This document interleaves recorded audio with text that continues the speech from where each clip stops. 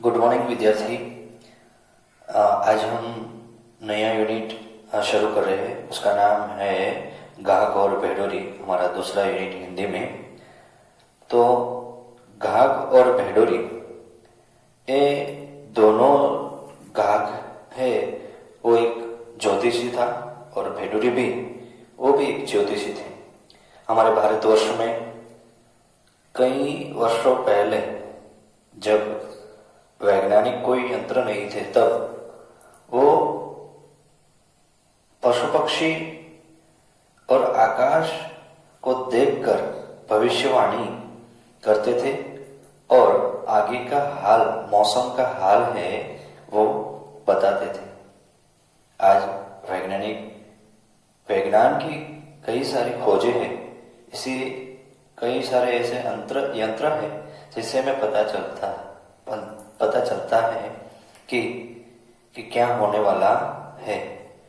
लेकिन कई वर्षों पहले कोई ऐसे यंत्र नहीं थे, तो कैसे पता चलता? तो ऐसे लोग थे जो अपने अनुभव के आधार पर आकाश, पशु पक्षी, उनकी आवाज, हालचाल देखकर बता देते थे मौसम का हाल। तो यहाँ पर एक ऐसा ही गद्य है जो हम आज उसको समझने वाले हैं। तो सभी छात्र ध्यान दें।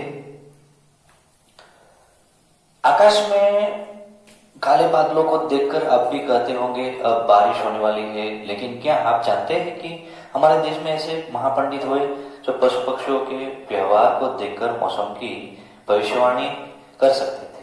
ऐसे एक महान पंडित थे गाहक, जिनके बारे में यह पाठ पढ़ेंगे आज हम। कई वर्षों पहले गाहक नाम के एक महान ज्योतिषी थे। वे पोथी पत्री वाले ज्योतिषी नहीं थे। केवल आकाश और पशु पक्षियों के चाल ढाल देखकर बता देते थे कि वर्षा होगी या नहीं होगी। उसी के आधार पर वे देश में अकाल या सुकाल की भविष्यवाणी भी कर देते थे। वर्षा होती है तो सुकाल होता है, अगर वर्षा नहीं होती तो दुकाल होता है। उन दिनों मौसम की जानकारी देने वाले यंत्र तो नहीं थे, इसीलिए विद्या का बड़ा महत्व था। ये भविष्यवाणी जो विद्या है, ज्योतिष शास्त्र की जो विद्या है, उनका बहुत बड़ा महत्व था। फिर भी गाहक को अपनी जन्मभूमि में वह मान सम्मान नहीं मिला जो इतने बड़े ज्योतिषी को मिलना चाहिए। गाहक इतने बड़े ज्योतिषी थे, तो उनकी जो जन्मभूमि है वहां पर उनको यह सम्मान नहीं मिला। इसलिए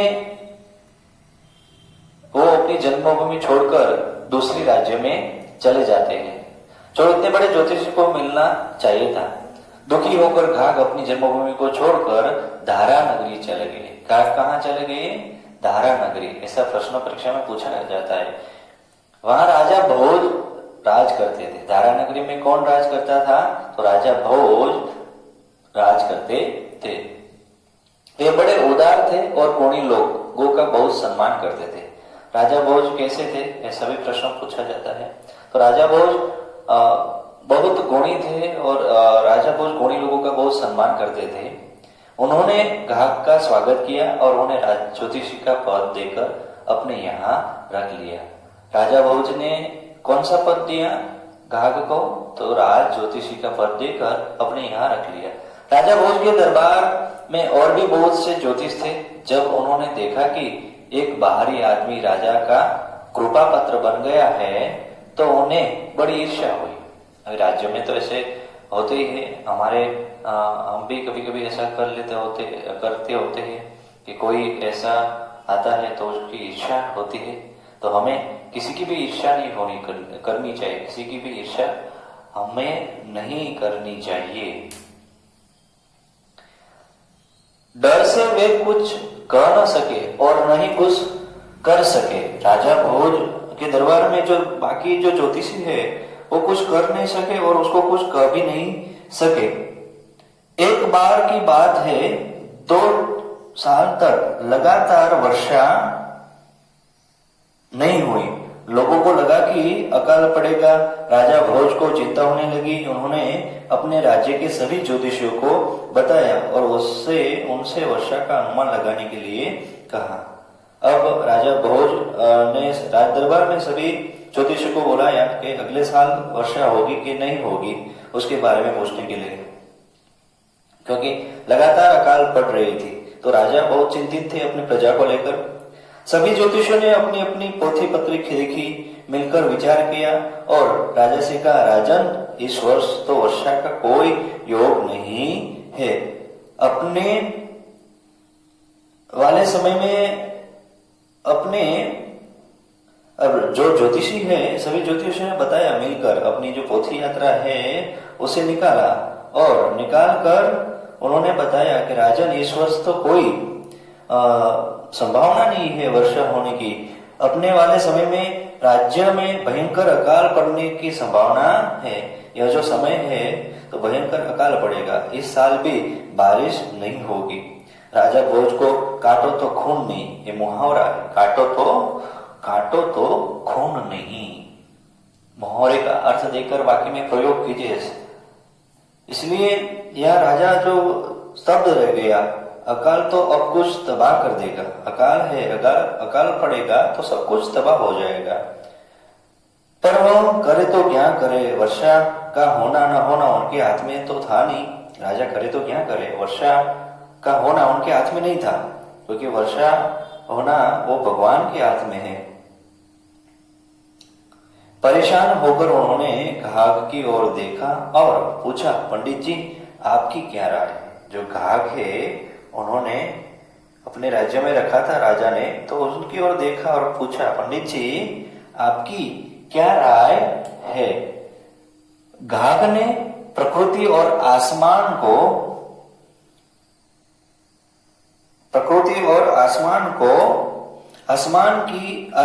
गौर से देखा और हिसाब लगाया। उनके अनुसार वर्षा का योग बनता था। जब राजा ने दूसरे पंडितों से पूछा तो उन्होंने बोला कि इस साल वर्षा नहीं होगी। उसके बाद राजा ने घाघ को पूछा उनकी ओर देखकर, तो घाघ ने अनुमान लगाया, हिसाब लगाया, वर्षा का योग बनता था। उन्होंने सोचा, इतने बड़े बड़े ज्योतिषी एक स्वर में कह रहे हैं कि वर्षा नहीं होगी, इसलिए अपनी बात एकदम से नहीं कर देनी चाहिए। घाघ है, उनको तो लगा वर्षा होगी, लेकिन वहां बैठे बड़े बड़े जो ज्योतिषी थे उन्होंने एक स्वर में राजा को बोल दिया कि बारिश नहीं होने वाली है। तो घाघ है वो हिचक गए कि इतने बड़े ज्योतिषी सब बोल रहे नहीं बारिश होने वाली, और मैं अपनी बात कैसे रखूं कि बारिश होगी। इसलिए अपनी बात एकदम से नहीं कर देनी चाहिए, एक बार फिर हिसाब लगाकर देख लेना चाहिए। साथ ही पशु पक्षियों की चाल ढाल भी देख लेनी चाहिए। बहुत से पशु पक्षियों ऐसे होते हैं जिन्हें वर्षा होने का पहले से ही आभास हो जाता है। इसलिए घाघ ने सोचा पशु पक्षियों का हाल भी देख लेना चाहिए, एक बार अनुमान लगा लेना चाहिए। यहाँ पर पशु पक्षियों की बात की गई है। जो पशु पक्षी है वो हमें कभी कभी संदेश दे जाते हैं। हमारे जो पालतू पशु पक्षी गाय भैंस है वो भी ऐसी कोई घटना बनती है, अघटित घटना, शुभ हो या अशुभ हो, तो पशु पक्षियों को हमसे पहले पता चल जाता है। वो अनुभव आप सभी ने भी किया होगा। कुत्ते हैं हमारे जो सोसाइटी में रहते हैं, वो कुत्ते भी भौंकने लगते हैं। कभी कभी चोर हमारी सोसाइटी में घुस जाते हैं, तो उनको सबसे पहले पता चल जाता है।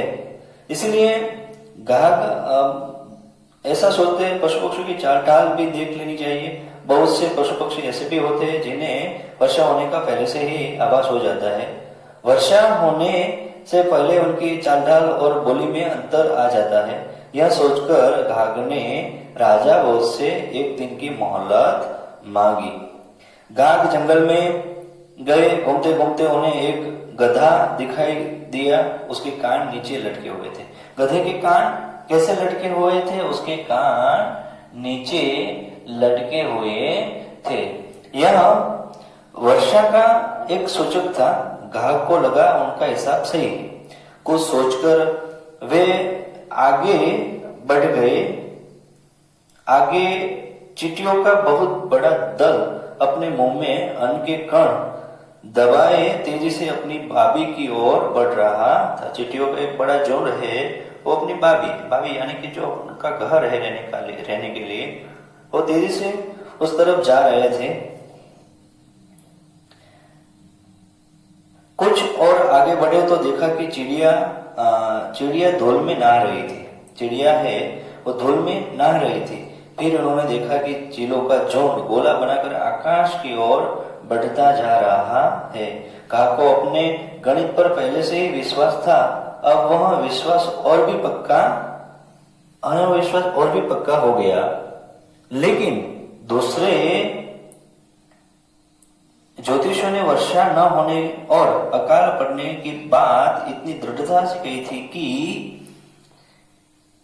घाघ के मन में अब भी संशय था, वो डाउट था। उन्होंने सोचा अभी कुछ और जांच कर लेनी चाहिए। ये सब गधा है, चींटियां है, चिलों का झुंड है, ये सब बताते थे कि बारिश होगी, वो संकेत दे रहे थे।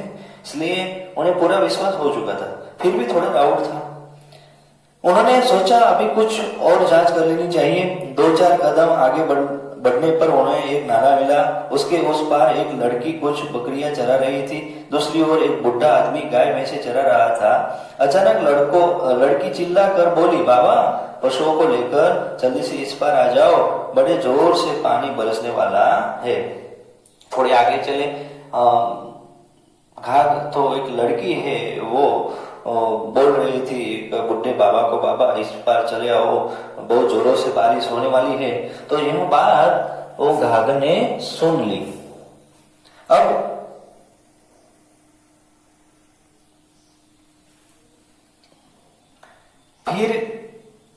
फिर गाय नाला पार नहीं कर सकेगी। लड़की बोली फिर नाला पार नहीं कर सकेगी। बाबा पशुओं को लेकर इस पार आ गए। उन्होंने अपनी बेटी से पूछा, बेटी तुम्हें कैसे मालूम हुआ कि बारिश होने वाली है? लड़की ने कहा, बाबा नाले में टिटहरी ने अंडे दे रखे, वह घबराई हुई अंडों को उठाकर दूसरी जगह ले जा रही है। देखो यह कितनी आवाज कर रही है, इससे साफ मालूम होता है कि वर्षा होने वाली है। टिटहरी है, जिसे टिटोरी बोलते हैं गुजराती में। टिटहरी अपने अंडे एक जगह से दूसरी जगह पर ले जा रही है, उसका मतलब ये होता है बारिश तो होने ही वाली है। टिटहरी अंडा देती है तो उसी के हिसाब से हो जाता है सिद्ध कि बारिश होने वाली। लेकिन एक जगह से दूसरी जगह ले जाना तो उसका मतलब होता है बारिश मूसलाधार होने वाली है, बहुत सारी होने वाली है। अब घाघ को अपने हिसाब पर तनिक भी संदेह नहीं रहा। वह नगर में लौट आए। अगले दिन जब राज दरबार लगा तो घाघ ने कहा, राजन आप चिंता न करें, वर्षा होगी और शीघ्र होगी। राजा ने कहा, यह आप कैसे कर सकते? आसमान में न बादल है न बिजली है, तब पानी कहां से आएगा? राजा ने घाघ को पूछा कि आप ये कैसे अनुमान लगा कर सकते हैं? आकाश में नहीं तो कोई बादल है, नहीं कुछ बिजली है, फिर ये कैसे मुमकिन है कि बारिश होगी? घाघ ने पूरे विश्वास के साथ उत्तर दिया, मैं कहता हूं कि वर्षा होगी और मूसलाधार होगी। इतना कहकर घाघ अपने घर गए। इतना कहकर घाघ है वो अपने घर चले गए कि बारिश होगी और मूसलाधार होगी। रात हुई। घाघ की निगाह आकाश पर टिकी थी। थोड़ी देर में चारों ओर से बादल घेरने लगे। घाघ की खुशी का ठिकाना रहा। कुछ ही देर में मोटी मोटी बूंदें भी पड़ने लगी। उसके बाद तो इतनी जोरों से पानी पड़ा कि नदी तालाब तलैये उफड़ने लगे, सब पानी से भर गए। धरती की प्यास बुझ गई। राजा का डर दूर हो गया। दादर बोलने लगे, पपी प्यू प्यू चिल्लाने लगे। चारों ओर आनंद ही आनंद दौड़ गई। राजा ने प्रसन्न होकर सभा बुलाई। घाघ को भी बुलाया। घाघ ने सभा को संबोधित करते हुए कहा, याद रखिए हमारे पशु पक्षी ऐसे यंत्र है जो कभी झूठे नहीं हो सकते। उन्हें ठीक से जानने पहचानने की जरूरत है। उनकी बोली हम भले ही न समझे, लेकिन उनके हाव भाव, उनकी चाल ढाल बहुत कुछ कर देती है। राजा ने काग को पुरस्कार देकर सम्मानित किया। काग को जो लड़की नाले पर मिली थी उनका नाम भेडोरी था। जो लड़की नाले पर मिली थी उनका नाम क्या था? भेडोरी था। काग ने भेडोरी से विवाह कर लिया। काग ने क्या किया? भेडोरी से विवाह कर लिया। ये वही काग और भेडोरी है जिनके ऋतु संबंधी दोहे और सूक्तियां आज भी हिंदी साहित्य में पढ़कर पाठ विभोर हो जाते हैं। किसान उनके आधार पर मौसम का अनुमान लगाते हैं। आज मौसम विज्ञान ने बहुत तरक्की कर ली है, लेकिन किसानों को आज भी घाघ और भेडूर के दोहे पर पूरा अधिक विश्वास है। किसान है वो उसको घाघ और भेडूर के दोहे पर पूरा विश्वास विज्ञान है, फिर भी उन पर आज भी विश्वास किया जाता है। काका एक दोहा इस प्रकार है, जब बरसेगा उतरा नाज न खाए कुतरा, जब बरसेगा उतरा नाज न खाए कुतरा। इसका अर्थ है यदि उत्तरा नक्षत्र में वर्षा होगी तो इतना अधिक अन्न होगा कि कुत्ते भी नहीं खा पाएंगे। उत्तरा जो नक्षत्र हमारे नक्षत्र है, जो ज्योतिष शास्त्र में बताए गए नक्षत्र, तो उसमें वो नक्षत्र में वर्षा होगी तो बहुत सारा धन आएगा। यह जो पाठ है काग और भेडोरी बहुत ही अच्छा पाठ था। वो हमें एक अच्छी समझ मिली कि हमारे पशु पक्षी है, प्राणी है, वो भी हमें कुछ सिखाते हैं। तो हमें यहाँ हमारा पाठ जो दूसरा यूनिट है वो काग और भेडोरी वो पूर्ण होता है। आपको अपनी कापी में कठिन शब्द लिख लेने हैं, उसके बाद मैं आपको अभ्यास सिखाऊंगा।